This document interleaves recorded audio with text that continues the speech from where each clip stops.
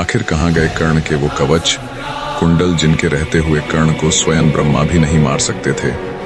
ये कवच कुंडल कोई साधारण पहनने वाले गहने नहीं थे, बल्कि यह जन्म से ही कर्ण के शरीर से जुड़े हुए दिव्य रक्षक थे। कहते हैं कि यह आज भी किसी गुप्त स्थान पर सुरक्षित रखे हुए हैं और कलयुग के अंत में भगवान कल्कि इन्हें धारण करके पृथ्वी से पापियों का अंत करेंगे। और क्या आप जानते हैं कि महाभारत के युद्ध में एक बेहद बुजुर्ग योद्धा भी था, इतना बुजुर्ग कि उसकी आंखों की पलकों की त्वचा लटक गई थी, इसलिए वह पलकों पर पट्टी बांधकर युद्ध करता था। लेकिन इस बुढ़े के सामने पांडवों के बड़े बड़े योद्धा टिक नहीं पाते थे। जब वो हाथी पर सवार होकर युद्ध में उतरता था तो भीम जैसे बलशाली योद्धा भी उसे देखकर पीछे हट जाते थे। और क्या आप जरासंध के बारे में जानते हैं, जिसका जन्म 2 टुकड़ों में अलग अलग माताओं के गर्भ से हुआ था। इन दोनों टुकड़ों को जोड़कर ही जरासंध को बनाया गया था और भगवान कृष्ण ने जरासंध को 17 बार युद्ध में हराया, लेकिन फिर भी उसे मार नहीं पाए थे। जरासंध बाबा महाकाल को 100 राजाओं की बलि चढ़ाकर अमर होना चाहता था और 86 राजाओं को उसने बलि के लिए बंदी बनाकर रखा हुआ था। और क्या आप भगवान श्री कृष्ण की नारायणी सेना के बारे में जानते हैं, एक ऐसी भयानक सेना जिसे भगवान श्री कृष्ण के अलावा पूरे ब्रह्मांड में कोई नहीं हरा सकता था, क्योंकि इस सेना का हर एक योद्धा स्वयं भगवान नारायण का अंश माना जाता था। इस सेना में एक बहुत खूंखार ग्रुप था। इस ग्रुप का एक ही नारा था, या तो जीत या फिर मृत्यु। लेकिन अंत में उस घातक सेना का क्या हुआ? क्या कोई श्राप था? क्या वह धरती में दब गई और कलयुग के अंत में फिर जागेगी? बहुत कम लोग जानते हैं कि महाभारत युद्ध के दौरान एक सफेद योद्धा भी देखा गया था। वह किसी भी पक्ष की तरफ से युद्ध नहीं लड़ रहा था, वह सिर्फ शवों को गिन रहा था। जब भी कोई वीर गिरता वो सफेद साया उसे छूता और वो शरीर तुरंत ठंडी राख सा पड़ जाता। आखिर कौन था यह सफेद योद्धा? और क्या आप जानते हैं कि महाभारत के 18 दिन के युद्ध के बाद जब भगवान कृष्ण और अर्जुन रथ से उतरे तो रथ धूं धूं करके जल क्यों उठा था? और क्या आप जानते हैं अश्वत्थामा के माथे पर जन्म से एक दिव्य मणि थी जो उसे भूख, प्यास, थकान और अस्त्रों के डर से बचाती थी। युद्ध के बाद सजा के तौर पर कृष्ण ने वह मणि निकलवा ली। मणि निकलने के बाद वह घाव कभी नहीं भरा और उसी घाव के साथ वह आज भी भटक रहा है। कुछ मान्यताएं कहती हैं वह अमर नहीं बल्कि एक टाइम लूप में फंसा है। इस टाइम लूप में कोई भी उसका चेहरा नहीं देख सकता, केवल उसकी परछाई दिखाई देती है। बहुत कम लोग जानते हैं कि गांधारी ने अपनी आंखों पर पट्टी सिर्फ शोक में नहीं बांधी थी। सालों तक आंखें बंद रखने से उनके भीतर कोशिकीय ऊर्जा इतनी बढ़ गई थी कि जब उन्होंने पट्टी खोली तो उनकी नजर से निकलने वाली शक्ति ने दुर्योधन के शरीर को स्टील जैसा सख्त बना दिया था। ये एक तरह का प्राचीन रेडिएशन इफेक्ट था। और शिखंडी का जन्म कन्या के रूप में हुआ, लेकिन उसे लड़के की तरह पाला गया। बाद में उसने स्थूणाकर्ण नाम के एक यक्ष से अपना लिंग परिवर्तन करवाया। वह न पूरी तरह पुरुष था न महिला। और अंत में जब भगवान श्री कृष्ण ने धरती पर अपनी लीला पूरी कर दी तो उनका दिव्य सुदर्शन चक्र आखिर कहाँ गया? क्या वह आज भी धरती में कहीं सुरक्षित पड़ा है? और क्या जब भगवान विष्णु कल्कि अवतार में आएंगे तो वही सुदर्शन चक्र फिर से पापियों का अंत करेगा? दोस्तों, आज मैं आपको महाभारत काल के ऐसे रहस्य बताने वाला हूं जो शायद आपने कभी नहीं सुने होंगे, जिन्हें सुनकर आप दांतों तले उंगली दबा लोगे। इसलिए चैनल पर नए हैं तो वीडियो को लाइक करें, चैनल को सब्सक्राइब करें और बेल आइकॉन जरूर दबाएं ताकि नए वीडियो का नोटिफिकेशन सबसे पहले आपको मिले। तो चलिए दोस्तों, कमेंट में जय श्री कृष्ण लिखकर इस अद्भुत और रोमांचक सफर की शुरुआत करते हैं। नंबर 1 पर है महाभारत का सबसे बुजुर्ग योद्धा जिसने पांडवों की नाक में दम कर दिया था। जब महाभारत का युद्ध शुरू हुआ तो उस युद्ध में पूरे भारत से बहुत से राजा आए थे। उन्हीं में से एक राजा आया था असम की तरफ से जिसका नाम था भगदत्त। भगदत्त बहुत बूढ़ा था, इतना बूढ़ा कि उसके चेहरे की चमड़ी ढीली हो गई थी। उसकी आंखों की त्वचा नीचे लटक कर उसकी आंखें ढक लेती थी, जिससे उसे देखने में परेशानी होती थी। युद्ध में उसे ठीक से दिखाई दे इसलिए वह अपने माथे पर एक पट्टी बांधता था।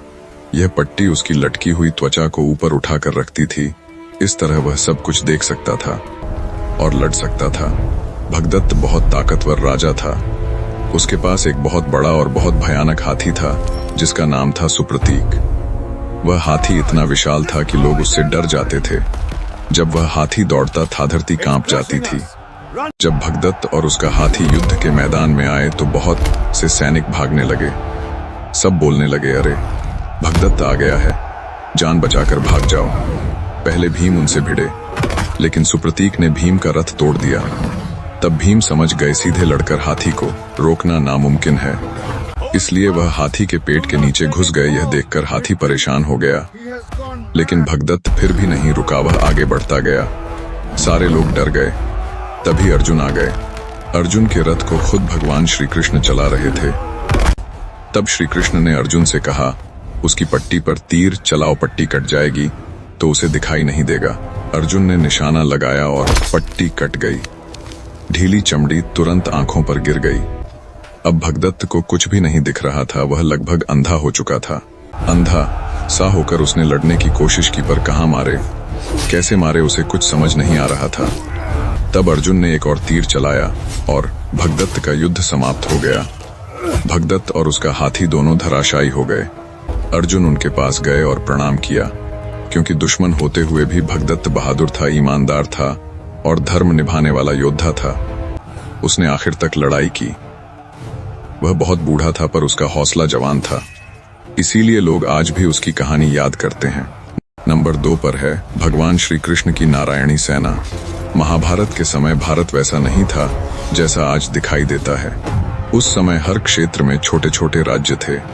हर राजा की अपनी अपनी सेना थी और हर जगह अलग अलग युद्ध पद्धतियां प्रचलित थीं।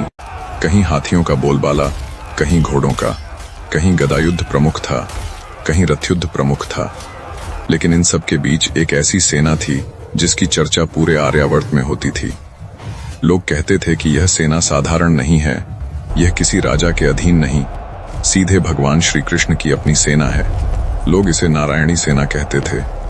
नाम सुनते ही मन में झंकार सी उठती थी कि जिस शक्ति के स्वामी स्वयं श्री कृष्ण हो वह कैसी होगी। नारायणी सेना का मतलब था नारायण की सेना। भगवान श्री कृष्ण को ही लोग नारायण कहते थे, इसलिए यह सेना मानो ईश्वर का हथियार थी। इस सेना में लगभग सभी यादव लोग थे, वे लोग जो द्वारका, सौराष्ट्र, मथुरा और आसपास के इलाकों में रहते थे। वे लोग मूल रूप से गाय पालन करने वाले लोग थे, लेकिन समय ने उन्हें योद्धा बना दिया।